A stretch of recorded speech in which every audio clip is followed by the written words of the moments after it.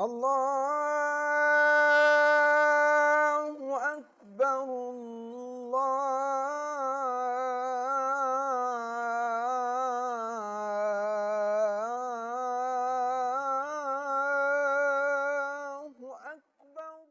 اما بعد فاعوذ باللہ من الشیطان الرجیم بسم اللہ الرحمن الرحیم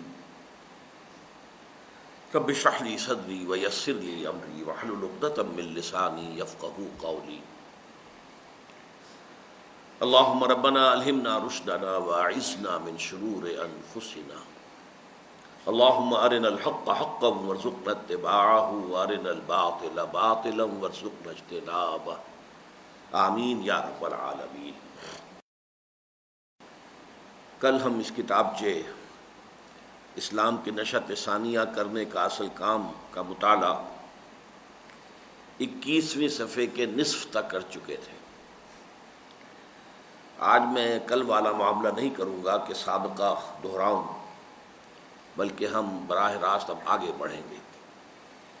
صرف یہ ہے کہ کرنے کا اصل کام جہاں سے شروع ہوا ہے تو ایک پیرا اس کا جو کل پڑھ چکے تھے اس کو دوبارہ پڑھ لیا جائے۔ بسم اللہ الرحمن الرحیم۔ کرنے کا اصل کام۔ بنا بریں وقت کی اہم ترین ضرورت یہ ہے کہ ایک زبردست علمی تحریک ایسی اٹھے جو سوسائٹی کے اعلیٰ ترین طبقات اور معاشرے کے ذہین ترین عناصر کے فکر و نظر میں انقلاب برپا کر دے اور انہیں مادیت و الحاد کے اندھیروں سے نکال کر ایمان و یقین کی روشنی میں لے آئے اور خدا پرستی و خود شناسی کی دولت سے مالا مال کر دے۔ کل میں وضاحت کر چکا ہوں ان الفاظ کے خدا پرستی اور خود شناسی یہ کس طرح آپس میں ملے ہوئے ہیں۔ خالص علمی سطح پر اسلامی اعتقادات کے مدلل اثبات اور الحاد و مادہ پرستی کے پرزور ابطال کے بغیر اس مہم کا سر ہونا محال ہے۔ ساتھ ہی یہ بھی واضح رہنا چاہیے کہ چونکہ موجودہ دور میں فاصلے بے معنی ہو کر رہ گئے ہیں اور پوری نوع انسانی ایک کنبے کی حیثیت اختیار کر چکی ہے، لہٰذا علمی سطح کا تعین کسی ایک ملک کے اعتبار سے نہیں بلکہ پوری دنیا کے اعلیٰ ترین معیار کے مطابق کرنا ہوگا۔ اور اگرچہ یہ بالکل صحیح ہے کہ یہ کام انتہائی کٹھن اور سخت محنت طلب ہے، لیکن یہ بھی ایک ناقابل تردید حقیقت ہے کہ اس کے بغیر اسلام کی نشأت ثانیہ کا خواب دیکھنا جنت الحمقاء میں رہنے کے مترادف ہے۔ جنت الحمقاء یہ لفظ بھی بڑا ثقیل معلوم ہوا ہوگا۔ احمق کی جمع حمقاء ہے، یعنی کچھ لوگ ہوتے ہیں وشفل تھنکنگ، اپنے خیالات میں ہی بڑی اونچی اونچی منزلیں سر کر لیتے ہیں خیال ہی خیال میں، تو وہ گویا کہ جنت الحمقاء میں رہنے والے ہیں۔ علمی تحریک کے لیے سب سے پہلے ایسے ذہین اور باصلاحیت نوجوانوں کو تلاش کرنا ہوگا جن میں علم کی ایک شدید پیاس فطری طور پر موجود ہو، جن کے قلوب مضطرب اور روحیں بے چین ہوں، جن کو خود اپنے اندر یہ احساس موجود نظر آئے کہ اصل حقیقت حواس کی سرحدوں سے بہت پرے واقع ہے، اور جن میں حقیقت کی تلاش و دریافت کا داعیہ اتنا شدید ہو جائے کہ وہ اس کے لیے زندگیاں وقف کرنے کو تیار ہوں اور آرام و آسائش کے حصول اور خوشنما مستقبل یعنی کیریئرز کی تعمیر سے یکسر بے نیاز ہو جائیں۔ یہ اس پیرے کو ذرا اچھی طرح سمجھ لیجئے کہ جو کام پیش نظر ہے اس کے لیے جو سب سے پہلی شے ضروری ہے وہ ایسے نوجوانوں کا ہونا جن کے کچھ اوصاف یہاں بیان ہوئے، ایسے ذہین اور باصلاحیت نوجوان جن میں نمبر 1 علم کی شدید پیاس فطری طور پر موجود ہو، جن کے قلوب مضطرب اور روحیں بے چین ہوں، جن کو خود اپنے اندر یہ احساس موجود نظر آئے کہ اصل حقیقت حواس کی سرحدوں سے بہت پرے واقع ہے۔ یہ سمجھ لیجئے جیسے کہ حضور نے فرمایا ہے صلی اللہ علیہ وسلم الناس کالمعادن، لوگوں کا معاملہ بھی معدنیات کی طرح ہے۔ جیسے ایک سونا ہے، سونے کی اور ہے، اس میں بہت سی چیزیں امپیورٹیز ملی ہوئی ہیں، اس کو صاف کریں گے تو سونا بن جائے گا، صاف آپ کو خالص سونا مل جائے گا۔ لیکن چاندی ہے، چاندی کی اور ہے، اسے کتنا ہی صاف کریں وہ چاندی ہی رہے گی، وہ سونا تو نہیں بن سکتا۔ تانبا ہے، تانبے کی اور ہے، لوہا ہے، لوہے کی اور ہے، ان کو جتنا بھی آپ کریں گے وہ تانبا اور لوہا ہی بنے گا، وہ چاندی اور سونا تو نہیں بن سکتا۔ اسی طرح اللہ تعالیٰ نے انسان بھی مختلف مزاج کے پیدا کیے ہیں.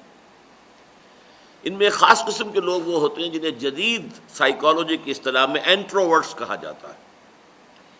انٹروورٹس لوگ وہ ہوتے ہیں کہ جو فکر، غور، سوچ، بچار، اپنے ہی من میں ڈوبنے کی کوشش، ماحول سے انہیں زیادہ دلچسپی نہیں ہوتی، زیادہ ایکٹیو نہیں ہوتے، بھاگ دوڑ کرنے والے لوگ نہیں ہوتے، طبیعت میں ایک نیکی موجود ہوتی ہے. یہ انٹروورٹس جو ہیں انہی میں سے صدیقین نکلتے ہیں.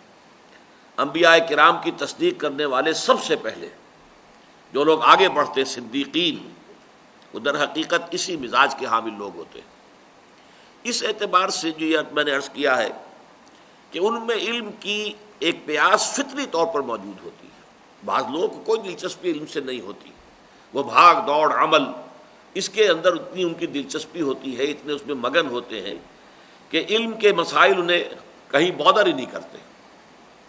پھر یہ کہ ان کے قلوب مضطرب اور روحیں بے چین ہوں. اب ان الفاظ سے کیا ڈینوٹ ہو رہا ہے؟ دیکھیے، ہر انسان میں ایک روح ہے جو اس کی اصل حقیقت ہے، روح ربانی، روح ملکوتی، اور ایک ہی اس کا جسم ہے، مادی وجود ہے، حیوانی وجود ہے. جن لوگوں کی روحیں بیدار رہتی ہیں انہیں اس دنیا میں، اس مادی دنیا میں کوئی ایک دلچسپی نہیں ہوتی، بلکہ بے چینی سی محسوس ہوتی ہے. روح کے تقاضے کچھ اور ہیں، جسم کے تقاضے کچھ اور ہیں. جیسے کہ فرمایا گیا کہ الدنیا سجن المومن و جنت الکافر. یہ دنیا جو ہے مومن کے لیے تو قید خانے کے مانند ہے، اور کافر کے لیے جنت ہے، باغ ہے. لیکن وہ لوگ جو پوٹینشلی مومن ہوتے ہیں، جو ابھی مومن نہیں ہوئے لیکن جن کے اندر وہ ایک مادہ موجود ہے جو انہیں بالآخر مومن بنا دے گا یا صدیق بنا دے گا، ان لوگوں کا معاملہ بھی یہ ہوتا ہے کہ وہ کچھ بے چینی سی محسوس کرتے ہیں. اب مجھے یاد آ رہا ہے علامہ اقبال کے اشعار. علامہ اقبال کہتے ہیں کہ اللہ تعالیٰ نے مجھ سے کہا، گفتند جہان ماں آیا بے تمہیں سازت. اقبال، ہم نے تمہیں جس دنیا میں بھیجا ہے یہ تمہارے ساتھ سازگار ہے؟ تم خوش ہو اس میں، خوش و خرم ہو؟ گفتم کے نمی سازت. میں نے کہا نہیں، یہ میرے ساتھ سازگار نہیں ہے. گفتند کے برہم زن. تو اللہ نے کہا اچھا تو پھر اسے توڑ پھوڑ کر رکھ دو. اب یہ ایک علیحدہ موضوع ہے کہ اس توڑ پھوڑ کر رکھ دینے سے مراد کیا ہے اور اس کا طریقہ کیا ہے جو اگلے شعر میں ہے، لیکن اس وقت میں ادھر نہیں جا رہا. لیکن یہ کہ ایک آدمی محسوس کرتا ہے. اب مجھے یاد آ گیا، وقت تو لگ جائے گا. میرے نزدیک علامہ اقبال کی اردو شاعری کی جو معراج ہے وہ ان کی ایک نظم ہے ذوق و شوق نامی، بال جبریل میں ہے. اقبال کے پیغام کے اعتبار سے سب سے اہم نظم ہے ابلیس کی مجلس شورا. لیکن اقبال کی شاعری، اردو شاعری، اپنے کلائمیکس پر ہے ذوق و شوق میں. اب اس میں کس کیفیت کا اظہار وہ کر رہے ہیں؟ کس سے کہوں کہ زہر ہے میرے لیے مائے حیات، کہنا ہے بس میں کائنات، تازہ ہے میرے واردات. میں کہاں کی سوچ رہا ہوں اور یہ دنیا کون سی ہے جس میں مجھے رہنا پڑ رہا ہے؟ میری سوچ کہاں مجھے لے جا رہی ہے؟ تو کوئی ہم آہنگی میں محسوس نہیں کر رہا اپنے اس ماحول کے ساتھ. کس سے کہوں کہ زہر ہے میرے لیے مائے حیات. یہی زندگی جو دوسروں کو بڑی عزیز اور قیمتی نظر آتی ہے اور بہت ہی یوں سمجھیے محبوب متاع ہے، اقبال کہہ رہے میرے لیے زہر ہے. اس لیے کہ کہنا ہے بزم کائنات، تازہ ہے میرے واردات. جو خیالات اور جو فکر مجھ پر جو ہے وارد ہو رہا ہے وہ بالکل نیا ہے. وہ اس کائنات، پرانی کائنات، کہنا فرسودہ کائنات، اس نظام، فرسودہ نظام کے ساتھ کسی طرح کی بھی جو ہے کمپیٹیبلٹی نہیں رکھتا. ایسے لوگ جن کو اپنے اندر یہ احساس محسوس نظر آئے کہ اصل حقیقت حواس کے ماورا ہے. ایک وہ لوگ ہیں ریئلسٹ جو سمجھتے ہیں بس یہی حقیقت ہے جو ہمیں نظر آ رہا ہے، یہی اصل حقیقت ہے، اس کے ماورا، اس کے پیچھے کچھ اور نہیں ہے. دس از ٹوٹل ایگزسٹنس. ایک خیال یہ ہے نہیں، جیسا کہ میں کل بیان کر چکا ہوں کہ افلاطون کا جو نظریہ آئیڈیلزم، کہ نہیں، در حقیقت اصل جو ہے، اصل حقیقت وہ ہمارے حواس کے حدود سے بہت ماورا ہے. کنفیوشس کے حوالے سے بھی میں نے آپ کو ایک جملہ سنایا، there is nothing more real than what cannot be seen and there can be nothing more certain than what cannot be heard. ان کانوں کے ذریعے سے سنی والی باتیں سے کہیں زیادہ قابل یقین باتیں وہ جو دل کے کان سے سنی جاتی ہیں. اور ان آنکھوں سے دیکھی جانے والی چیزوں سے کہیں زیادہ حقیقی چیزیں وہ ہیں جنہیں صرف دل کی آنکھ دیکھ سکتی ہے۔ ایسے لوگ اگر ملے اور پھر یہ کہ ان کے اندر طلاق حقیقت کا داعیہ اتنا شدید ہو جائے کہ وہ اس کے لیے زندگیاں وقف کرنے کو تیار ہوں۔ اب اس کی مثال دوں گا، گوتم بدھ، اس کا کیا آبزرویشن تھا؟ لوگ تکلیف میں مبتلا ہیں، دکھ ہے لوگوں کے لیے، مصائب ہیں، سروم دکھم، all is pain, all is suffering, all is agony۔ لیکن اس کے بعد حقیقت کیا ہے اس کی تلاش کا داعیہ اتنا شدید ہوا، محل چھوڑا، جوان بیوی کو سوتے ہوئے چھوڑا، شیرخوار بچے کو چھوڑا، نکل گیا ہے جنگلوں کے اندر، نہ معلوم کہاں کہاں کی خاک چھانی ہے۔ تو آپ سوچئے کہ کس قدر موٹیویشن اس شخص میں پیدا ہوئی تھی۔ میں جاننا چاہتا ہوں ہے کیا یہ، جبکہ تجھ بن نہیں کوئی موجود، پھر یہ ہنگامہ ہے، خدا کیا ہے، یہ کیا ہے یہ کائنات، what is this existence, what is the universe, who am I, میں کون ہوں، میری منزل کون سی ہے، میں کہاں سے آیا ہوں۔ ان سوالوں کا جواب جب تک انہیں نہیں مل جاتا ان کی تسلی نہیں ہوتی، اور یہ داعیہ اتنا شدید ہو جاتا ہے کہ پھر اس کے لیے زندگیاں وقف کرنے کو تیار ہوں، اور آرام و آسائش کے حصول۔ عام لوگ جو ہوں گے ایکسٹروورٹس، ان کی زندگی کی بھاگ دوڑ کیا ہوگی؟ زندگی اچھی سے اچھی گزرے، مکان اعلیٰ سے اعلیٰ ہو جائے، فرنیچر اس کا بہتر سے بہتر ہو، گاڑی سواری کوئی اچھی سے اچھی ہو، بس آسائشیں یہ دنیا کا جو ہے، اور اس کے لیے کوئی اعلیٰ سے اعلیٰ کیریئر۔ اب کمپیوٹر کا کریز ہے، پہلے کہیں جو ہے وہ تھا بزنس ایڈمنسٹریشن، اس کا کریز تھا، کس لیے تھا؟ اچھا کیریئر، اچھی تنخواہ، تاکہ اچھی زندگی گزار سکے، اللہ نہ خرسا۔ لیکن وہ لوگ جو ہوتے ہیں وہ اس کے لیے نہیں، ان تمام چیزوں کو قربان کر کے وہ اس علم کی پیاس کے لیے اپنا سب کچھ تج دینے کے لیے تیار ہوتے ہیں۔ ایسے لوگوں کی تلاش آسان کام نہیں ہے۔ انسانم آرزوست، جیسے کہ مولانا روم نے ایک نظم کہی ہے کہ ایک شخص کو دیکھا میں نے کہ دن کے وقت وہ لالٹین لیے ہوئے شہر کے اندر گھوم رہا تھا۔ میں نے پوچھا کیا معاملہ؟ دن ہے کہ میں انسانم آرزوست، میں ایک انسان کی تلاش میں ہوں۔ تو میں نے کہا یہ سارے انسان تمہیں نظر نہیں آ رہے؟ میں نے کہا انسان، یہ سب تو حیوانات ہیں، ان کی جبلت دیکھو، ان کی عادتیں دیکھو، ان کے میلانات دیکھو، یہ انسان نہیں ہے، درندے ہیں۔ انسان آرزوست، مجھے ایک انسان کی ضرورت ہے۔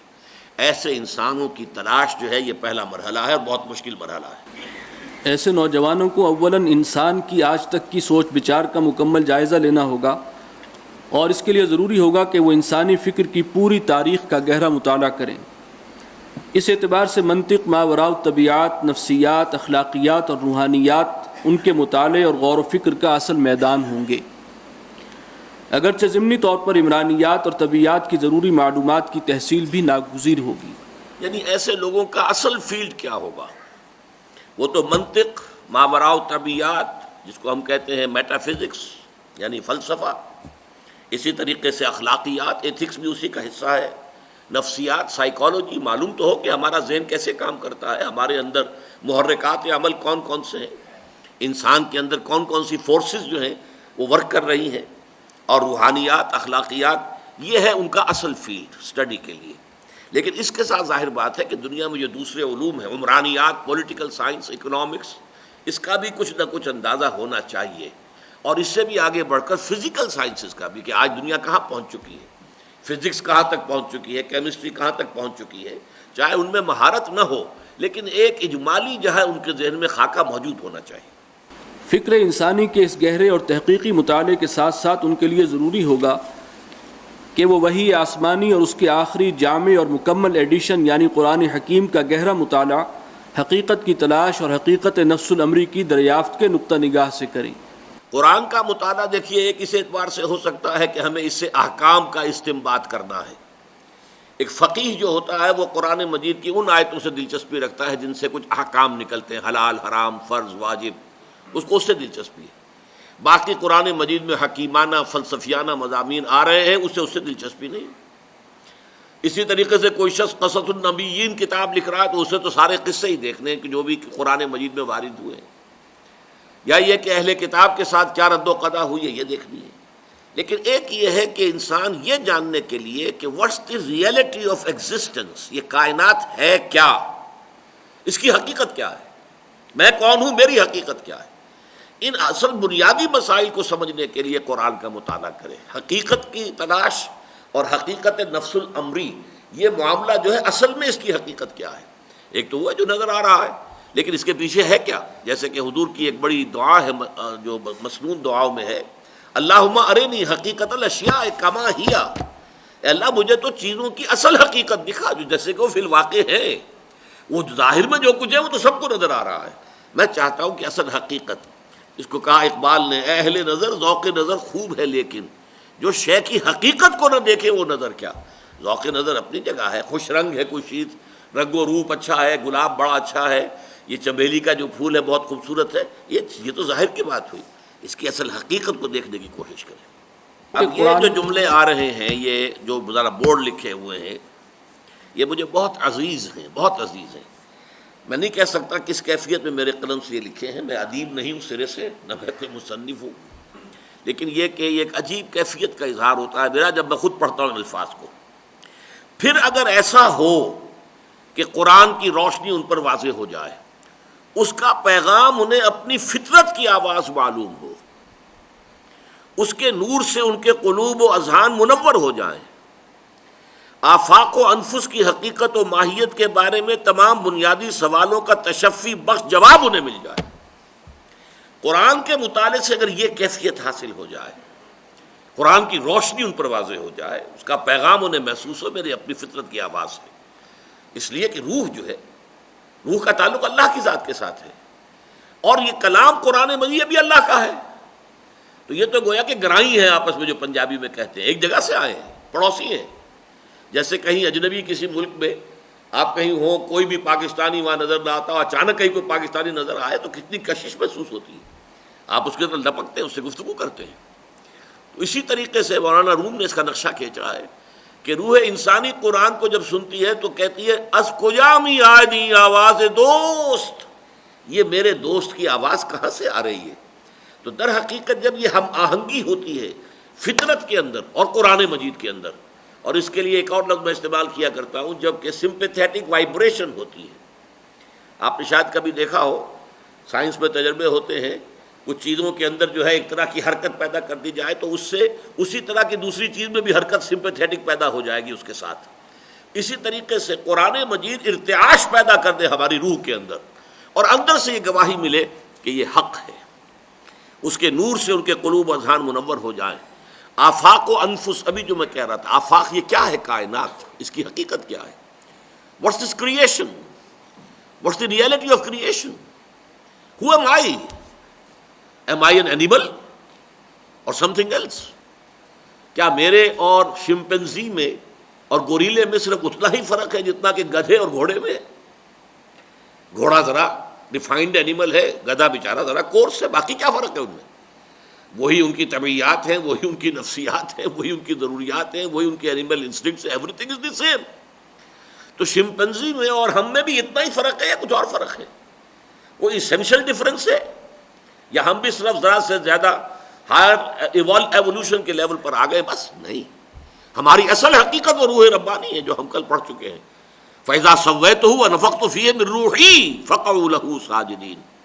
تو جب انہیں یہ احساس ہو جائے آفاق و انفس کی حقیقت اور ماہیت کے بارے میں تمام بنیادی سوالوں کا تشفی بخش جواب انہیں مل جائے، اور انبساط معرفت سے ان کے نفوس میں امن اور سکون اور اطمینان کی کیفیت پیدا ہو جائے. یہ پہلے بے چینی تھی، میں کہاں ہوں، میں کون ہوں، کہاں سے آیا ہوں، کہاں جا رہا ہوں، یہ کائنات کیا ہے، میں اس کے ساتھ ہم آہنگی محسوس نہیں کر رہا. لیکن یہ کہ اگر قرآن مجید کے نور سے منور ہونے کے بعد ایک ہر چیز جو ہے جیسے کہ 14 طبق اب روشن ہو گئے، ہر چیز نظر آ رہی، اللہ نور السماوات والارض. اب اللہ کو پہچان کر گویا کہ پوری کائنات جو ہے اس کی گتھیاں سلجھ گئیں، سب حل ہو گئے، سارے مسائل کا جواب مل گیا، سارے سوالات جو ہیں ان کے جوابات مل گئے. تو اس سے ان کے نفوس میں امن اور سکون اور اطمینان کی کیفیت پیدا ہو جائے، تو اسی کا نام ایمان ہے. اب یہ ایمان کی ایک وہ ڈیفینیشن ہے جو آپ کو کہیں اور نہیں ملے گی. ایمان اصل میں نام ہے اس کا، اسی لیے یہ امن سے بنا ہے. انسان کی فطرت کو وہ امن جب حاصل ہو جاتا ہے، وہ علم جس کے حصول کے بعد روح انسانی مطمئن امن سکون اور اطمینان اسے حاصل ہو جائے تو اس کیفیت کا نام ایمان ہے۔ پھر یہی ہوں گے جنہیں رسوخ فی العلم حاصل ہوگا، جن کا علم ذہنی و اخلاقی آوارگی کی بجائے تقوی و خشیت الہی پر منتج ہوگا۔ رسوخ فی العلم یہ سورہ آل عمران کے پہلے رکوع میں الفاظ آئے ہیں نا کہ آیات متشابہات بھی ہیں اور آیات جو ہے وہ محکمات بھی ہیں۔ والراسخون فی العلم یقولون کل من عند ربنا آمنا بہ کل من عند ربنا، جن لوگوں کو علم میں رسوخ حاصل ہو جاتا ہے، پختگی، تو یہی لوگ ہوں گے جنہیں رسوخ فی العلم حاصل ہوگا، جن کی شخصیتیں انما یخشى اللہ من عبادہ العلماء کی مجسم تفسیر اور قاری نظر آتا ہے، حقیقت میں ہے قرآن کی عملی تصویر ہوں گے۔ یہ قرآن مجید کے الفاظ ہیں کہ اللہ تعالیٰ کی اصل خشیت تو اس کے اہل علم بندوں ہی کے دل میں گھر کرتی ہے۔ اس علم سے مراد کیا ہے؟ وہ باٹنی کا علم یا فزکس کا علم نہیں ہے، وہ علم یہ ہے علم حقیقت، علم حقیقت نفس الامری، یہ علم ہے کہ جس سے پھر اصل خشیت، اللہ کی عظمت اور اللہ کی اصل تعظیم کا جذبہ جو ہے وہ پیدا ہوتا ہے۔ اس لیے کہ قرآن کا مغز دراصل یہی علم حقیقت ہے جس کا دوسرا نام ایمان ہے۔ قانون و شریعت کی اہمیت بجائے خود اگرچہ نہایت عظیم ہے، لیکن اس کے مقابلے میں ان کی حیثیت واقعتاً استخوان کی ہے۔ استخوان کہتے ہیں ہڈی کو، اس میں اصل میں اشارہ ہے مولانا روم کے ایک شعر کی طرف، یعنی ایک شے ہے کسی چیز کا اصل گودا، ایک ہڈی، آپ ہڈی جو ہے وہ جسے گلی ہم کہتے ہیں اس کو چوس لیتے ہیں، اندر سے جو مادہ ہوتا ہے باقی ہڈی پھینک دیتے ہیں، تو ماز قرآن مغزہا برداشتیں، ہم نے قرآن سے اصل گودا اصل مغز تو حاصل کر لیا ہے، اور استخوان پیشے سگاں انداختے، اب ہڈیاں جو رہ گئی ان تو کتوں کے سامنے پھینکتے ہیں نا، کتوں کے سامنے پھینک دی۔ یہ ذرا ایک بڑا سخت لفظ ہے جو استعمال ہوا، مراد کیا ہے؟ قرآن مجید کے اندر ایک علم ہے علم حقیقت، علم ایمان جس کو سمجھ لیجئے، ایک ہے علم شریعت، یہ فرض، یہ واجب، یہ کرنا، یہ نہیں کرنا، یہ گناہ، یہ حرام، یہ مکروہ، یہ ساری چیزیں ہیں نا، اپنی جگہ وہ بھی بہت اہم ہے، لیکن اصل شے ان کی باہم جب ہم دیکھیں گے تو اصل شے جو ہے وہ ہے مغز جو ہے وہ ہے علم ایمان، اور یہ چیزیں جو ہے اس کے بعد سیکنڈری آتی ہیں، اور اس میں نقشہ کھینچا گیا کہ جس طریقے سے مولوی لڑتے ہیں ایک دوسرے پر، فتوے مختلف دیتے ہیں، جیسے کہ کتے غراتے ہیں ایک دوسرے پر، ایسے ان کے فتوے دینے کا انداز ہوتا ہے ایک دوسرے کے خلاف، تو وہ تصویر جو ہے شاعرانہ انداز میں کھینچ لی ہے کہ ماز قرآن مغزہا برداشتے، ہم نے قرآن سے اس کا اصل گودا، اس کا مغز تو ہم نے حاصل کر لیا، نچوڑ لیا، اور استخوان پیشے سگاں انداختے ہیں، باقی ابھی لگے رہے فقہ کے اندر یہ حلال حرام جائز ناجائز اس کے بارے میں باریکیوں میں بحثیں کرتے رہے۔ مناسب نہیں ہے یہ انداز، لیکن بہرحال اس وقت مجھے صرف یہ کہنا ہے کہ اصل مغز واقعتاً وہی ہے جو علم حقیقت ہے، جو ایمان ہے، اس کے بعد ہی اصل میں جو شریعت کا جو معاملہ اس پر غور کیا جائے، اگر وہ اصل حقیقت اصل ایمان حاصل نہ ہوا ہو اور انسان شریعت کی ریسرچ کر رہا ہو تو وہ فتنے پیدا کرے گا، اس سے کوئی بھلائی نہیں آئے گی جب تک کہ اندر جو ہے وہ ایمان والا مغز پیدا نہ ہو چکا ہو۔ اور حقیقت یہ ہے کہ اس کیفیت ایمانی کی تحصیل کے بغیر قرآن کے بیان کردہ قانون و شریعت پر غور و فکر بالکل بیکار ہے۔ یہاں بیکار میں نے لکھا ہے، لیکن میں نے ابھی عرض کیا کہ اس میں فتنے پیدا ہوتے ہیں اگر ایمان کی وہ کیفیت نہیں ہے، تو جیسے کہ اقبال نے کہا خود بدلتے نہیں قرآن کو بدل دیتے ہیں، ہوئے کس درجہ فقیہان حرم بے توفیق، اس لیے کہ ان کے اندر وہ ایمان والی کیفیت نہیں ہے۔ فتوے بکتے ہیں، فتوے تبدیل ہو جاتے ہیں، یہ سب کچھ ہوتا ہے، جب دین جو ہے دھندا بن جائے تو اس کے اندر یہ ساری خرابیاں آ جاتی ہیں۔ یہی رمز ہے جو حضرت ابن عباس رضی اللہ تعالی عنہ کے اس قول میں بیان ہوا کہ تعلمنا الایمان ثم تعلمنا القرآن۔ یہ جو بڑا عمدہ قول ہے حضرت عبداللہ ابن عباس کا کہ ہم نے پہلے ایمان سیکھا پھر قرآن سیکھا۔ اصل مفہوم اس کا کیا ہے؟ ہم نے قرآن سے پہلے ایمان لیا، پھر قرآن مجید کے احکام پر گفتگو کی، اور یہی بات حقیقت ہے۔ مکی دور میں قرآن جو نازل ہوا اس میں احکام ہے ہی نہیں، سارے ایمان کے مباحث ہیں، شرک کی رد ہو رہی ہے، آخرت کی نفی کرنے والوں سے بحث ہو رہی ہے، یہ ساری چیزیں جو ہیں، رسالت کا انکار کرنے والوں سے بحث ہو رہی ہے، اور یہ کہ توحید اور آخرت معاد رسالت پر جو ہے دلائل دیے جا رہے ہیں، اور پچھلے انبیاء اور رسول کے قصے بیان کیے جا رہے ہیں، یہ سب شے ہے۔ ابھی احکام آئے نہیں، احکام آئے ہیں جا کر مدنی دور میں، اور 2/3 قرآن جو ہے وہ مکی ہے، 1/3 صرف مدنی ہے۔ اس حوالے سے نوٹ کیا جائے تو پہلے قرآن نے لوگوں کے دلوں میں ایمان پیدا کیا، لیکن اس کی سورس بھی قرآن بھی تھی اور حضور کی صحبت بھی تھی۔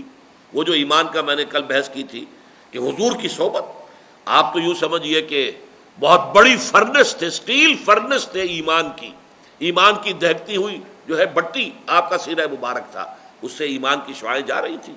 اور پھر قرآن مجید کے ذریعے سے آپ نے اتر کر حرا سے سوئے قوم آیا اور ایک نسخہ کیمیا ساتھ لایا۔ تو اس حوالے سے پہلے ایمان ان کے دلوں میں راسخ کیا گیا، پھر انہیں احکام بتائے گئے۔ مغرب کے فلسفہ و فکر کے مؤثر ابطال اور اس کی تہذیب و تمدن کے واقعی استیصال کا کٹھن کام صرف ان لوگوں کے بس کا ہے جو علم حقیقت کے ان چشموں سے اچھی طرح سیراب ہوں جو قرآن حکیم کی آیات بینات کی صورت میں رواں ہیں۔ انہی کے لیے ممکن ہوگا کہ وہ آج کے فلاسفہ کے لیے ایک نئی تحافت تصنیف کر سکیں۔ تحافت الفلاسفہ، یہ در حقیقت امام غزالی کی کتاب کا نام ہے، تحافت الفلاسفہ۔ یہ فلسفوں کے رد میں، فلسفیوں کے، یونان کا جو فلسفہ آیا تھا اور اس کے جو بہت گہرے اثرات جو ہیں عالم اسلام پر پڑ گئے تھے، ان کے رد کے لیے ایک نئی تحافت تصنیف کر سکے اور آج کے منطقیین پر اثر نو رد کر سکے۔ یہ منطقیین جو ہیں، لاجک، ارسطو کی لاجک، مشائین، ان کی اس منطقی سارے جو بھی گورکھ دھندے انہوں نے بنائے تھے، اس کی شدید تنقید اور اس کا تانا بانا جو ہے تار و پود بکھیر کر رکھ دیا ہے امام ابن تیمیہ نے۔ ان کی کتاب کا نام ہے الرد علی المنطقیین۔ تو کتابوں کے نام میں نے نیچے حاشیے میں دے دیے ہیں، یہاں صرف ان کو استعمال کیا ہے کہ انہی کے لیے ممکن ہوگا کہ وہ آج کے فلاسفہ کے لیے ایک نئی تحافت تصنیف کر سکے اور آج کے منطقیین پر اثر نو رد کر سکے۔ اور فی الجملہ الحاد و مادہ پرستی کے اس سیلاب کا رخ پھیر دیں جو تقریباً 2 صدیوں سے ذہن انسانی کو بہائے لیے چلے جا رہا ہے۔ اس تقریب کے ساتھ انہیں جدید علم الکلام کی تاسیس کا مثبت کام بھی کرنا ہوگا تاکہ ریاضی، طبیعیات، فلکیات، حیاتیات اور نفسیات کے میدان میں جن حقائق کی دریافت آج تک ہوئی ہے اور جو اسی حقیقت کلی کے ادنا جزیات ہیں جن کا مظہر اتم ایمان ہے، انہیں اسلامی عقائد کے نظام میں اپنے اپنے مقام پر صحیح طور پر فٹ کیا جا سکے۔ یہ بہت اہم بات سامنے آئی ہے۔ ریاضی، طبیعیات، فلکیات، حیاتیات اور نفسیات کے میدان میں جن حقائق کی دریافت آج تک ہوئی ہے، یا نوٹ دیکھ لیجئے کہ واضح رہے کہ اس ضمن میں حقائق اور نظریات کے مابین فرق و امتیاز کو بنیادی اہمیت حاصل ہے۔ سائنس کے میدان میں ایک ہوتا ہے نظریہ، ڈارونس تھیوری، یہ ایک نظریہ ہے۔ ابھی یہ کوئی ثابت شدہ حقیقت نہیں ہے، لیکن جو چیزیں ثابت شدہ حقیقتیں ہو گئی ہیں، کہ جو سائنس میں، فزیکل سائنسز میں جو چیزیں انسان نے دریافت کی ہیں جو ثابت شدہ حقیقتیں ہیں، وہ اسی علم حقیقت کی ادنا جزیات ہیں جن کا مظہر اتم ایمان ہے۔ ایمان کیا کہتا ہے؟ اللہ نے یہ کائنات بنائی۔ کیسے بنائی؟ آج جو آپ کی فزکس ہے اس پہ چوٹی پر جو بحث ہو رہی ہے، theories of the creation of universe, کیسے بنائی اللہ نے؟ یہ بگ بینگ اور گیلیکسیز اور ایکسپینڈنگ یونیورس، یہ اسپائرل کی شکل میں جو ہے پھیلتی چلی جا رہی، یہ سب کیا ہے؟ یہ اللہ کی تخلیق کی تفصیل ہے کہ جو آج سائنس نے اس طریقے سے بیان کی ہے، یہ سامنے لایا ہے۔ اللہ بارش برساتا ہے، کیسے برساتا ہے؟ آج ہمیں معلوم ہو گیا، سائنس نے ہمیں بتا دیا کہ سمندر سے بخارات اٹھتے ہیں اور وہ جاتے ہیں اوپر، بادل بنتے ہیں، ہوائیں ان کو دور دور تک لے جاتی ہیں، پھر وہاں کوئی ایٹماسفیرک تبدیلیاں کوئی ہوں تو اس سے وہ بارش بن کر جو ہے وہ زمین پر وہ پانی آ جاتا، یہ ہمیں معلوم ہو گیا۔ تو جو قرآن مجید نے جو ایمان کی حقیقت بیان کی ہے، اسی کی تفصیلات ہیں یہ سب کہ جن کو سائنس نے دریافت کیا ہے۔ انسان کو پیدا کیا، کیسے پیدا کیا؟ اب ایک اندازہ ہو سکتا ہے کسی شخص کا کہ جیسے حضرت عیسیٰ، انہوں نے گارے کا بنایا ایک پرندہ اور اس میں پھونک ماری اور وہ اڑتا ہوا پرندہ بن گیا۔ ایسے ہی ہو سکتا ہے کہ اللہ تعالیٰ نے انسان کا بھی اسی طرح گارے سے ہیولہ بنایا ہو اور اس میں اپنی روح میں سے پھونکا اور وہ انسان بن گیا، یہ بھی ہو سکتا ہے۔ لیکن اس کا ایک نظریہ وہ ہے جو ڈارون نے پیش کیا ہے یا لامارک نے پیش کیا ہے۔ تو سائنس جو ہے انہی چیزوں کی تفاصیل کی طرف جا رہی ہے۔ البتہ وہاں ہمیں ضرور فرق کرنا ہوگا کہ نظریہ کیا ہے اور اسٹیبلش فیکٹ کیا ہے۔ اسٹیبلش فیکٹس جو ہے انہیں جب تک ہم اس علم کے اندر سموئیں گے نہیں تو ڈائیکاٹمی رہے گی۔ ہمارا ایک طرف سائنس کا علم علیحدہ رہے گا اور اللہ اور رسول کا علم علیحدہ رہے گا، نہیں، ان دونوں میں انٹیگریشن کی ضرورت ہے تاکہ آپ کی پرسنالٹی جو ڈیولپ ہو وہ انٹیگریٹڈ ویل کمپوزڈ پرسنالٹی ہو. یہ نہ ہو کہ آپ سائنس کے حوالے سے تو کچھ اور جانتے ہیں اور قرآن اور حدیث کی روح سے کچھ اور سمجھتے ہیں. جس کی مثال میں نے بارہا دی ہے کہ ایک صاحب جو ویسے بھی اس وقت ایک دینی جماعت کے سربراہ بھی ہیں اور وہ بڑے ایکٹیوسٹ ہیں، جب وہ پڑھ رہے تھے کراچی یونیورسٹی میں تو ان کا پاجامہ جو ہے صرف ٹخنے سے اوپر نہیں ہوتا تھا، آدھی پنڈلی تک ہوتا تھا، اتنے وہ دیندار آدمی. انہوں نے ایم ایس سی باٹنی کیا تو میں نے ان سے پوچھا کہ آپ کی کیا رائے ہے ڈارون کے فلسفہ ارتقاء کے بارے میں، نظریہ ارتقاء کے بارے میں. کہہ لے کفر ہے، کفر ہے. میں نے کہا کفر تو ہے. میں آپ سے کیوں پوچھ رہا ہوں؟ آپ سے تو اس لیے پوچھ رہا ہوں کہ آپ نے ایم ایس سی کیا باٹنی میں. اب بایولوجی کے میدان میں جو دلائل دیے جاتے ہیں ایوولوشن کے، ان کے بارے میں آپ کی کیا رائے ہے؟ کہہ لے وہ تو بہت کنونسنگ ہے. اب یہ ہے وہ سپلٹ پرسنالٹی کہ عقلی اعتبار سے وہ ڈاروین کے نظریے کے حق میں جو دلائل دیے گئے اس سے کنونسڈ ہیں، لیکن عقیدے کے اعتبار سے کہتے ہیں یہ کفر ہے. تو اب شخصیت اندر سے تقسیم ہو گئی، سپلٹ پرسنالٹی. آج ہمیں ضرورت ہے کمپوز پرسنالٹیز کی، جو سائنس کے ذریعے سے جو اصل حقائق جو ہیں جو معلوم ہوئے ہیں ان کو انکارپوریٹ کر سکے اپنے اعتقادی نظام کے اندر، اپنے علم کے اندر، علم حقیقت کے ساتھ اس کے درمیان کوریلیشن جب تک نہیں ہوگی کام نہیں بنے گا. آج سے 35-40 سال قبل علامہ اقبال مرحوم نے الہیات اسلامیہ کی تشکیل جدید، یہ علامہ کی کتاب کا نام ہے reconstruction of religious thought in Islam, اور ریلیجس تھاٹ کا ترجمہ جو ہے پھر سید نذیر نیازی نے جب اس کتاب کا ترجمہ کیا خطبات کا تو الہیات اسلامیہ کی تشکیل جدید. علامہ اقبال مرحوم نے الہیات اسلامیہ کی تشکیل جدید کے سلسلے میں جو کام کیا تھا اس کا وہ حصہ تو اگرچہ بہت محل نظر ہے جو شریعت و قانون اور اجماع و اجتہاد سے بحث کرتا ہے اور جو فی الواقع الہیات سے براہ راست متعلق بھی نہیں ہے، تاہم اپنے اصل موضوع کے اعتبار سے علامہ مرحوم کی یہ کوشش بڑی فکر انگیز تھی. اور جیسا کہ خود علامہ نے کتاب کے دیباچے میں فرمایا تھا کہ ہو سکتا ہے کہ جیسے جیسے علم آگے بڑھے اور فکر کی نئی راہیں کھلیں، زیر نظر کتاب میں جو خیالات بیان ہوئے ہیں ان کے علاوہ بلکہ ان سے صحیح تر خیالات ظاہر ہوں.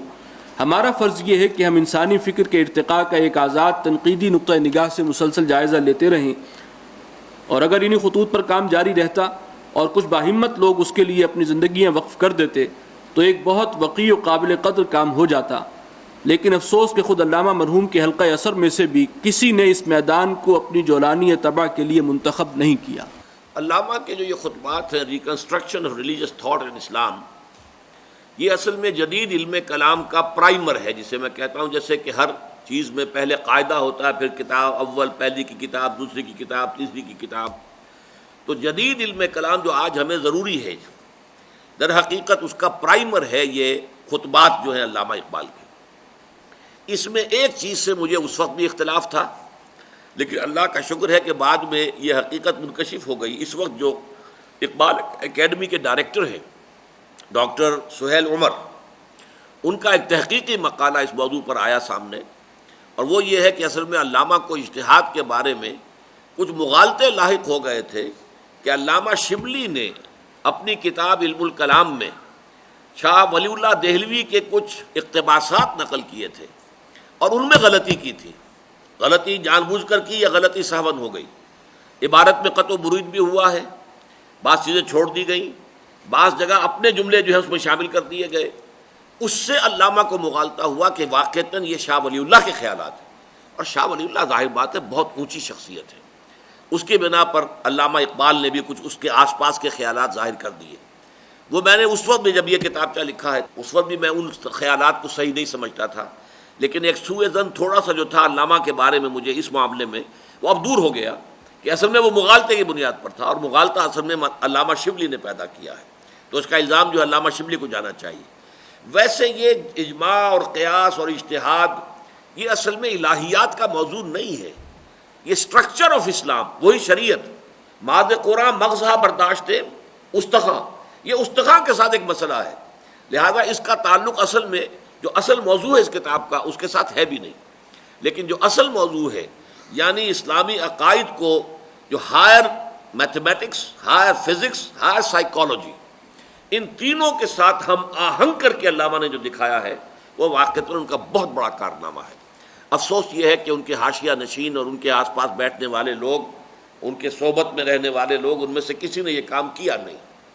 البتہ اس میں اضافہ کر لیجئے کہ ایک استثناء ہے ڈاکٹر رفیع الدین مرحوم و مغفور، اگرچہ اس اعتبار سے استثناء نہیں ہے، وہ علامہ کے حاشیہ نشین نہیں تھے، نہ ان کی صحبت میں بیٹھنے والے تھے، وہ ایک علیحدہ سے ایک شخصیت تھے۔ انہوں نے یقیناً اس پر کچھ کام آگے کیا ہے۔ آئیڈیالوجی آف دی فیوچر ان کی ایک کتاب ہے، اور مینیفیسٹو آف اسلام ان کی ایک کتاب ہے، قرآن اور علم جدید ان کی ایک کتاب ہے، فرسٹ پرنسپلز آف ایجوکیشن ان کی کتاب ہے۔ اس میں انہوں نے علامہ اقبال کے اس کام کو کچھ آگے بڑھایا ہے۔ باقی اور کسی نے، علامہ کا نام بیچ کر کھانے والے تو بہت ہیں، لیکن اس مشکل میدان میں کسی ان کے شاگردوں نے یا حاشیہ نشینوں نے یا ان کے ہم نشینوں نے، ہم جلیسوں نے، کسی نے بھی قدم بھی نہیں رکھا ہے۔ بہرحال جب تک اس میدان میں واقعی قدر و قیمت رکھنے والا کام ایک قابل ذکر حد تک نہیں ہو جاتا، یہ امید کہ معاشرے کے ذہین طبقات کو مذہب کی طرف راغب کیا جا سکے محض سراب کا درجہ رکھتی ہے۔ الہیات اسلامیہ کی تشکیل جدید کے بعد دوسرا اہم کام یہ ہے کہ حیات دنیاوی کے مختلف پہلوؤں یعنی سیاست و قانون اور معاشرت و معیشت کے باب میں اسلام کی ہدایت و رہنمائی کو مدلل و مفصل واضح کیا جائے۔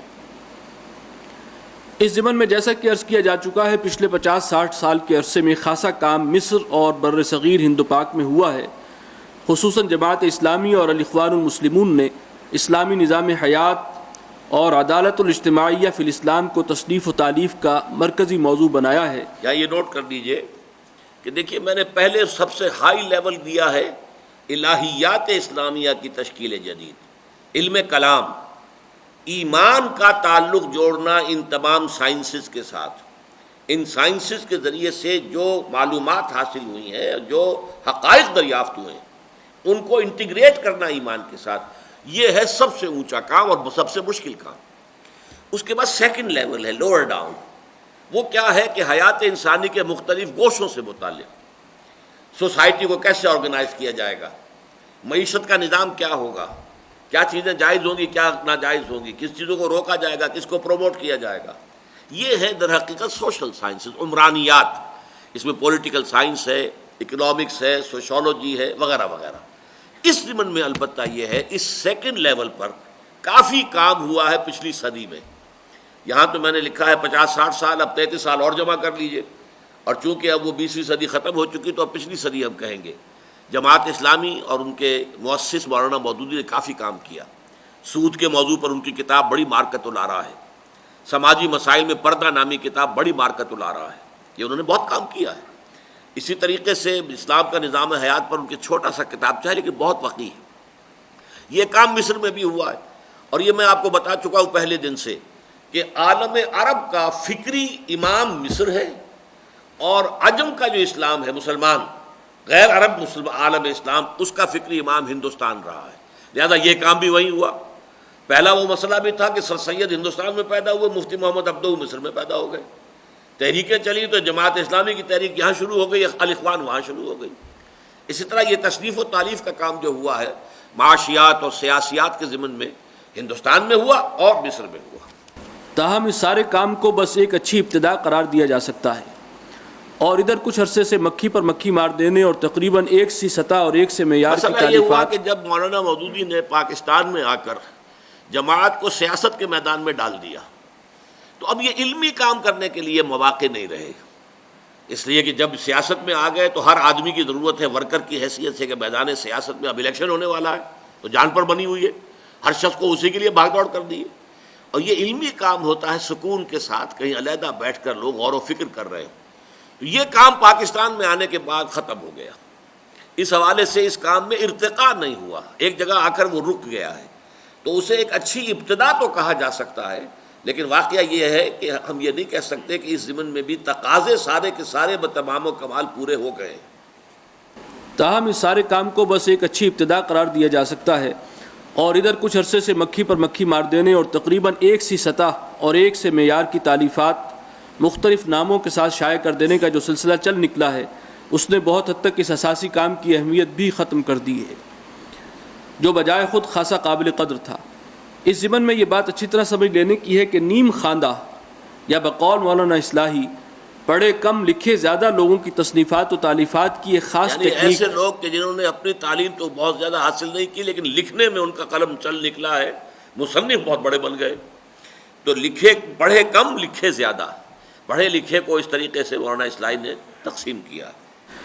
اس ضمن میں یہ بات اچھی طرح سمجھ لینے کی ہے کہ نیم خواندہ یا بقول مولانا اصلاحی پڑھے کم لکھے زیادہ لوگوں کی تصنیفات و تالیفات کی ایک خاص تکنیک کے ذریعے ایک مخصوص حلقے میں فروخت سے بعض لوگوں کا معاشی مسئلہ تو ضرور حل ہو سکتا ہے، دین کی کوئی مثبت اور پائیدار خدمت ممکن نہیں ہے.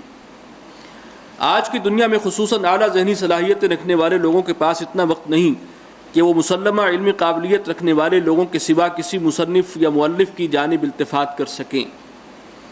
لہٰذا لازم ہے کہ جو کام بھی کیا جائے وہ معیاری ہو اور کمیت یعنی کوانٹٹی سے زیادہ کیفیت یعنی کوالٹی پیش نظر رہے.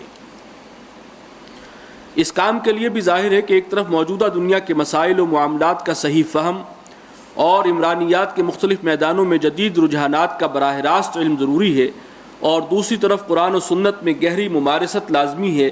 اور جب تک یہ صورت نہ ہو کہ ان دونوں اطراف کا مطالعہ یکساں دقت نظر کے ساتھ کیا جائے، معیاری نتائج کی توقع عبث ہے.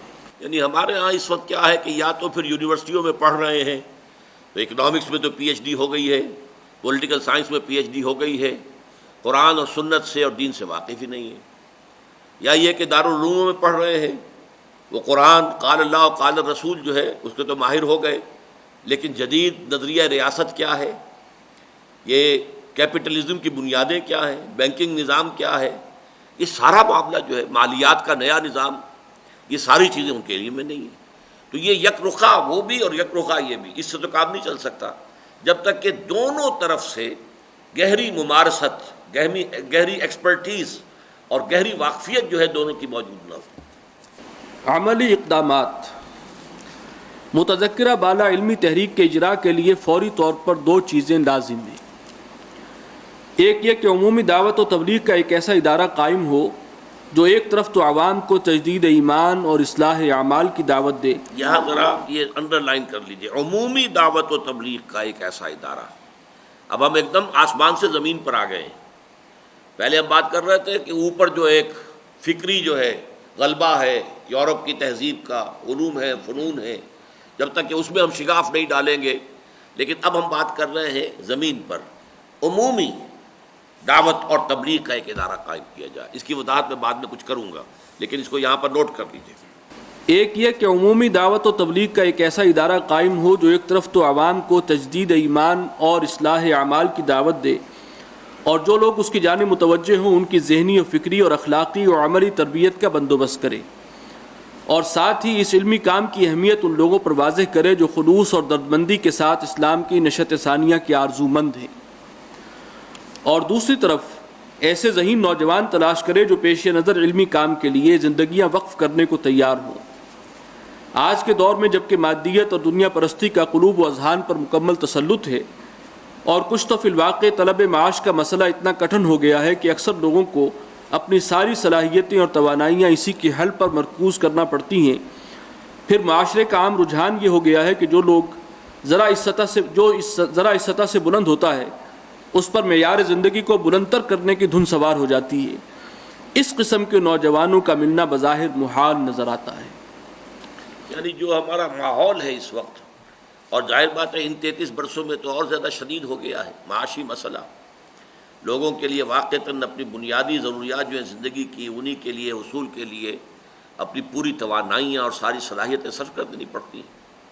لیکن یہ ہے کہ جو لوگ ذرا اس جگہ پہنچتے ہیں پھر ان پر یہ دھن سوار ہو جاتی ہے کہ اپنے سٹینڈرڈ آف لیونگ کو اونچے سے اونچا کریں. تو یہ دونوں چیزیں ہیں اپنی جگہ پر، ورنہ یہ کہ کم پر بھی گزارا ہو سکتا ہے، کم تر معیار پر بھی انسان زندگی گزار سکتا ہے تاکہ اپنا وقت جو ہے کسی اور دوسرے کام کے لیے وہ وقف کرے. لیکن اگر وہ مادہ پرستی ہی کی چھاپ ہے ذہن پر تو ظاہر بات ہے کہ پھر تو ہے جستجو کہ خوب سے ہے خوب تر کہاں، اس دنیا کی زندگی ہی میں خوب سے خوب تر کی جو ہے انسان تلاش کرتا رہتا ہے. ان حالات میں ایسے لوگ کہاں سے ملیں گے؟ بظاہر محال نظر آتا ہے کہ ایسے لوگ ہمیں مل جائیں جو ذہین بھی ہوں، فطین بھی ہوں، اور پھر جن کے اندر وہ ساری کیفیات پیدا ہوں، پھر وہ اپنی زندگی لگا دیں اس کام کے لیے، اور کیریئرز، خوشنما کیریئرز اور اعلیٰ جو ہے معیار زندگی سے آنکھیں بند کر لیں. تو ایسے نوجوانوں کا ملنا بظاہر محال ہے. لیکن لیکن حقیقت یہ ہے کہ دنیا سعید روحوں سے کبھی خالی نہیں ہوئی. کوئی دور ایسا نہیں آیا کہ سعید روحیں موجود، وہی روحیں جو بے چین ہوں، جنہیں اندر محسوس ہو اپنے کہ یہ کچھ اور ہے، یہ باہر جو کچھ نظر آ رہا ہے یہی کل نہیں ہے، اصل کچھ اس کے پیچھے ہے. یہ سعید روحیں کہ جنہیں اپنے اندر جو ہے کوئی ایک پیاس، علم کی فطری پیاس محسوس ہوتی ہے، جاننا چاہتے ہیں کہ حقیقت کیا ہے، حقیقت نفس الامری کیا ہے. تو ایسی سعید روحیں جن میں نیکی کا جذبہ فطری طور پر ہوتا ہے، دنیا کبھی ان سے خالی نہیں ہوئی. اور اگر کچھ مخلص و صاحب عظیمت لوگ ذہنی یکسوئی کے ساتھ اس کام کا بیڑا اٹھا لیں تو انشاءاللہ اسی معاشرے میں بہت سے ذہین اور اعلیٰ صلاحیتوں کے مالک نوجوان ایسے مل جائیں گے جو نبی اکرم صلی اللہ علیہ وسلم کے اس قول مبارک کو کہ خیرکم من تعلم القرآن وعلمہ اپنا لائحہ عمل بنا کر علم قرآن کی تحصیل و اشاعت کے لیے زندگی وقف کر دیں. یہ حدیث ہے بخاری شریف کی، حضرت عثمان ابن عفان سے رضی اللہ تعالی عنہ، کہ حضور نے فرمایا تم میں سے بہترین لوگ وہ ہیں جو قرآن سیکھیں اور سکھائیں. تو یہ نوجوان جو ہیں یہ اسی کو موٹو بنا لیں اپنا، یعنی وہ بھی خوب سے خوب تر کے متلاشی تو ہو لیکن ان کا معیار بدل گیا. ہم بہتر سے بہتر چاہتے ہیں اور حضور نے فرمایا بہترین وہ ہے جو قرآن سیکھے اور سکھائے، تو میں وہ کیوں نہ بنوں. بہترین ایک انجینئر اور بہترین ایک ڈاکٹر اور بہترین ایک سرجن یہ بھی ہے، ٹھیک ہے، آدمی پروفیشن میں جو ایکسل کرے، اپنے کاروبار کے اندر وسعت دے اور دنیا میں سیاست کے میدان میں اونچا جائے، لیکن یہ کہ میں کیوں نہ وہ بہترین کام جو کروں کہ جو حضور نے فرمایا کہ خیرکم، اور یہ سپرلیٹو ڈگری ہے جو کنسٹرکشن ہے اس کی جو ترکیب نحوی ہے اس کے اعتبار سے کمپیریٹو، بہتر نہیں بہترین. تم میں سے بہترین لوگ وہ ہیں جو قرآن سیکھیں اور سکھائیں، قرآن پڑھیں اور پڑھائیں، قرآن سمجھیں اور سمجھائیں. یہ بھی واضح رہے کہ اصل ضرورت صرف اس کی ہوتی ہے کہ کسی جذبہ و خیال کے تحت انسان میں داخلی طور پر ایک داعیہ بیدار ہو جائے، پھر یہ داعیہ کام کی راہیں خود تلاش کر لیتا ہے. بہت عمدہ بات یہ آ گئی ہے. ارج اندر پیدا ہو جائے تو یہ ارج پھر راستے تلاش کر لیتی ہے. باہر سے آپ کوئی چیز اس کے اندر پور کرتے رہے، کنونس کرتے رہے، لیکن جب تک وہ اندرونی طور پر ارج پیدا نہیں ہوگی، داخلی طور پر انسان کے اپنے اندر ایک داعیہ بیدار ہو جائے، پھر وہ بڑی سے بڑی مشکل کے ساتھ نبٹ لیتا ہے، ہر ایک چیز سے وہ عہدہ برا ہو جاتا ہے. یہ بھی واضح رہے کہ اصل ضرورت صرف اس کی ہوتی ہے کہ کسی جذبہ و خیال کے تحت انسان میں داخلی طور پر ایک داعیہ بیدار ہو جائے، پھر یہ داعیہ کام کی راہیں خود پیدا کر لیتا ہے اور تمام موانع و مشکلات سے خود نبٹ لیتا ہے. لہٰذا ضرورت اس کی ہے کہ اس خیال کو عام اور اس کی ضرورت کے احساس کو اجاگر کیا جائے. پھر کوئی وجہ نہیں کہ اس اعلیٰ اور عرفہ نصب العین کے لیے کام کرنے والے دستیاب نہ ہو سکیں. یہ ہم نے پہلا کام کی وضاحت کی ہے. پچھلے صفحے پہ آپ نے دیکھا تھا متذکرہ بالا علمی تحریک کے اجرا کے لیے فوری طور پر دو چیزیں لازم ہیں. پہلی چیز کیا ہے؟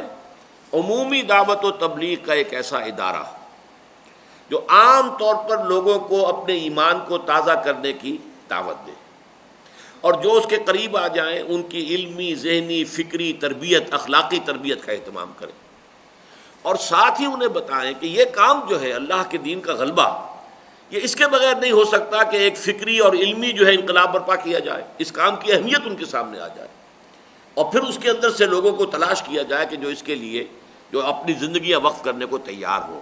یہ گویا کہ اسی عمومی دعوت و تبلیغ کے ادارے کا کام ہے کہ جو یہاں پر ابھی تک ہم نے پڑھا ہے. اس کے اب آگے ہے دوسری بات. دوسرے یہ کہ ایک قرآن اکیڈمی کا قیام عمل میں لایا جائے جو ایک طرف علوم قرآنی کی عمومی نشر و اشاعت کا بندوبست کرے تاکہ قرآن کا نور عام ہو اور اس کی عظمت لوگوں پر آشکارا ہو، اور دوسری طرف ایسے نوجوانوں کی تعلیم و تربیت کا اہتمام کرے جو بیک وقت علوم جدیدہ سے بھی بہرہ ور ہوں اور قرآن کے علم و حکمت سے بھی براہ راست آگاہ ہوں تاکہ متذکرہ بالا علمی کاموں کے لیے راہ ہموار ہو سکے. علوم قرآنی کی عمومی نشر و اشاعت کا اہم ترین نتیجہ یہ نکلے گا کہ عام لوگوں کی توجہات قرآن حکیم کی طرف مرکوز ہوں گی، ذہنوں پر اس کی عظمت کا نقش قائم ہوگا، دلوں میں اس کی محبت جاگزی ہوگی اور اس کی جانب ایک عام التفات پیدا ہوگا. نتیجتاً بہت سے ذہین اور اعلیٰ صلاحیتیں رکھنے والے نوجوان بھی اس سے متعارف ہوں گے، اور کوئی وجہ نہیں کہ ان میں سے ایک اچھی بھلی تعداد ایسے نوجوانوں کی نہ نکل آئے جو اس کی قدر و قیمت سے اس درجے آگاہ ہو جائیں کہ پوری زندگی کو اس علم و حکمت کی تحصیل اور نشر و اشاعت کے لیے وقف کر دیں. ایسے نوجوانوں کی تعلیم و تربیت اس اکیڈمی کا اصل کام ہوگا، اور اس کے لیے ضروری ہوگا کہ ان کو پختہ بنیادوں پر عربی کی تعلیم دی جائے تاکہ ان میں یہاں تک کہ ان میں زبان کا گہرا فہم اور اس کے ادب کا ستھرا ذوق پیدا ہو جائے، پھر انہیں پورا قرآن حکیم سبقن پڑھا دیا جائے، اور ساتھ ہی حدیث نبوی صلی اللہ علیہ وسلم، فقہ اور اصول فقہ کی تعلیم دی جائے۔ پھر ان میں سے جو لوگ فلسفہ و الہیات کا ذوق رکھنے والے ہوں گے، ان کے لیے ممکن ہوگا کہ وہ قرآن حکیم کی روشنی میں جدید فلسفیانہ رجحانات پر مدلل تنقید کریں اور جدید علم الکلام کی بنیاد رکھیں، اور جو عمرانیات کے مختلف شعبوں کا ذوق رکھنے والے ہوں گے، ان کے لیے ممکن ہوگا کہ وہ زندگی کے مختلف شعبوں کے لیے اسلام کی رہنمائی و ہدایت کو اعلیٰ علمی سطح پر پیش کر سکیں۔ یہاں یہ کتابچہ جو ہے اختتام کو پہنچا، البتہ یہ پس نوشت بھی پڑھ لیجئے اور پھر میں اس کے ضمن میں کچھ وضاحتیں بھی کروں گا۔ صفحات گزشتہ میں قرآن اکیڈمی کا جو خاکہ سامنے آیا وہ راقم کے قلم سے جون 1967 میں نکلا تھا۔ بعد میں معلوم ہوا کہ بالکل اسی نظریے اور خیال کے تحت اولاً 1914 میں مولانا ابوالکلام آزاد مرحوم نے دارالارشاد قائم کیا تھا، پھر 1937 میں علامہ اقبال مرحوم کی تحریک پر دارالاسلام کی تاسیس ہوئی تھی۔ اس میں ایک اضافہ کر دیجیے، اصل میں یہاں یہ دکھا رہا ہوں کہ جو یہ خیال میرے ذہن میں آیا، جو اس کتابچے میں سامنے آیا ہے، یہ اس سے پہلے 3 عظیم شخصیتوں کو اس کا احساس ہو چکا تھا۔ میں نے یہاں 2 کا ذکر کیا ہے، لیکن ایک تیسری شخصیت جو ان میں سب سے متقدم ہے، مولانا عبید اللہ سندھی کے جو شاگرد تھے شیخ الہند مولانا محمود حسن دیوبندی رحمۃ اللہ علیہ کے، انہوں نے نظارت المعارف القرآنیہ کا ادارہ 1912 میں دلی میں قائم کیا تھا، فتح پوری مسجد کے اندر، اور ان کے پیش نظر یہ تھا کہ جو لوگ کالجوں وغیرہ میں پڑھ رہے ہیں، اسکولوں میں پڑھ رہے ہیں، ان کو بھی، اور جو دارالعلوموں سے پڑھ کر آ رہے ہیں ان کو بھی ایک جگہ رکھ کر اور انہیں قرآن مجید پڑھایا جائے گہرائی کے اندر اتر کر۔ چنانچہ خود میرے ایک عزیز، میرے رشتے کے ماموں انیس احمد، مولوی انیس احمد بی اے علی، انہوں نے 1912 میں علی گڑھ سے بی اے کیا اور وہ پھر یہاں رہے 3 سال ان کے پاس۔ تو یہ ادارہ جو ہے سب سے پہلے قائم ہوا تھا، لیکن اس کے بعد وہ ریشمی رومال کی تحریک شروع ہوئی اور حضرت شیخ الہند نے مولانا عبید اللہ سندھی کو بھیج دیا افغانستان، وہاں انہیں گرفتار کرنے والے تھے اس وقت کے امیر افغانستان جو ہیں، تو وہ بھاگ کر روس چلے گئے اور پھر وہ ملک سے باہر رہے، تو وہ ادارہ بھی ختم ہو گیا۔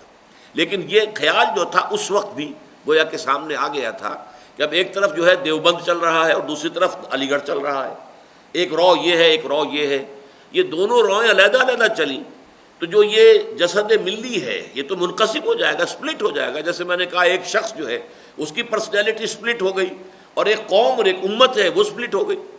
تو یہ خیال سب سے پہلے جو ہے 1912 میں مولانا عبید اللہ سندھی رحمۃ اللہ علیہ کو پیش آیا اور انہوں نے ادارہ قائم کیا۔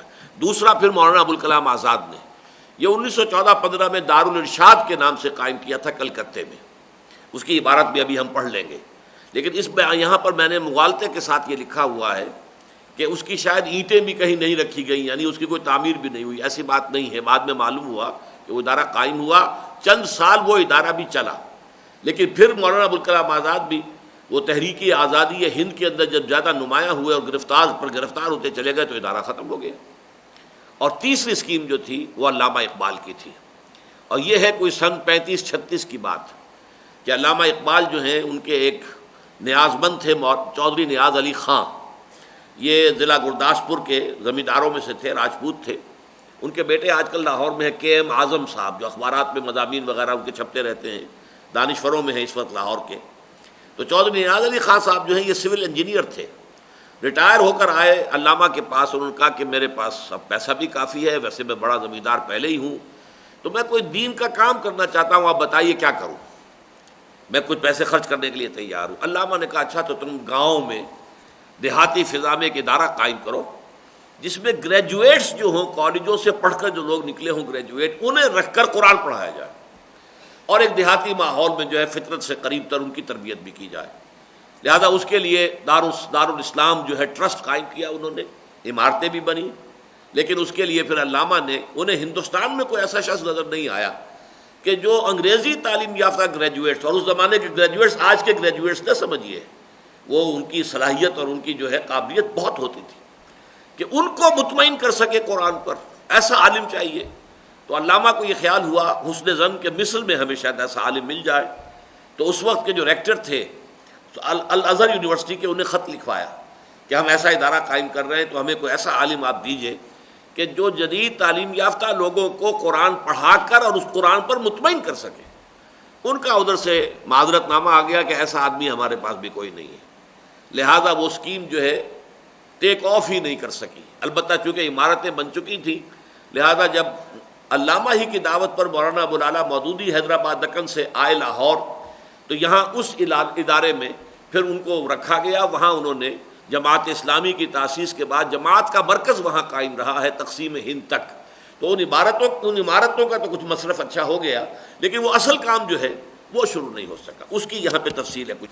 دارالارشاد کے بارے میں مولانا آزاد نے 12 نومبر 1915 کے البلاغ میں جو شذرہ لکھا تھا، اور دارالاسلام کے ضمن میں علامہ اقبال نے جو خط شیخ الازہر علامہ مصطفیٰ المراغی کو تحریر کیا تھا، ان کے اقتباسات اس صفحے کی پشت پر دیکھے جا سکتے ہیں، جن سے اس حیرت انگیز مماثلت کا بخوبی اندازہ ہو سکتا ہے جو ان تینوں تجویزوں کے مابین پائی جاتی ہے۔ لیکن افسوس کے پیش نظر مقاصد کے لیے کوئی عملی پیش قدمی نہ دارالارشاد کے ذریعے ہو سکی نہ دارالاسلام کے ذریعے۔ ان میں سے مقدم الذکر کے بارے میں تو یہ بھی معلوم نہیں کہ وہ کتنے عرصے قائم رہا اور کب ختم ہوا، اور اغلباً اس کے لیے کہیں کوئی اینٹ رکھنے کی نوبت بھی نہ آئی۔ یہ مغالطہ ہے میرا، اس کی تصحیح کرا دیں گے۔ البتہ دارالاسلام کے نام سے ایک باقاعدہ ادارہ قائم ہوا اور اس کے لیے ایک ٹرسٹ وجود میں آیا، اور کچھ عمارات بھی ضلع گرداسپور میں پٹھان کوٹ کے قریب سرنا ریلوے اسٹیشن سے متصل منصہ شہود پر آ گئیں، جہاں اگست سن 41 سے اگست 47 تک غیر منقسم ہندوستان کی جماعت اسلامی کا مرکزی دفتر قائم رہا، اور اس اعتبار سے یقیناً وہ عمارات ایک اعلیٰ مصرف میں آئیں، لیکن ان مقاصد کے لیے براہ راست کوئی پیش قدمی وہاں بھی نہ ہو سکی جن کے لیے وہ ادارہ اصلاً قائم ہوا تھا۔ دارالارشاد کا مقصد اب پڑھ لیجیے۔ یہ البلاغ 12 نومبر 1915 میں شائع ہوا ہے۔ مولانا ابوالکلام آزاد کی یہ تحریر ہے۔ چند سال پیشتر کا واقعہ ہے کہ مشیت الہی نے اس عاجز کی رہنمائی کی اور الہلال نے قرآن حکیم کی تبلیغ و دعوت کی صدا اثر نو بلند کی، لیکن اس عرصے میں جو کچھ ہوا وہ ایک دعوت عام تھی جس کے ذریعے فہم و بصیرت قرآن کی نئی راہیں عوام و خواص نے اپنے سامنے دیکھیں، اور قرآن کریم کی عشق و شیفتگی کا ایک نیا ولولہ دلوں میں پیدا ہو گیا۔ تاہم اس دعوت کی ایک دوسری منزل ابھی باقی ہے، اور وہی فی الحقیقت اہم تر مقام سعی و تعب ہے، یعنی قوم میں بکثرت ایسے افراد پیدا کیے جائیں جو انہی راہوں پر چل کر قرآن حکیم کے علوم و معارف کو بتکمیل حاصل کریں، اور ان کے ذریعے قوم میں ارشاد و ہدایت اور احیاء دعوت و ذکر کا عملی سلسلہ بالعموم شروع ہو سکے۔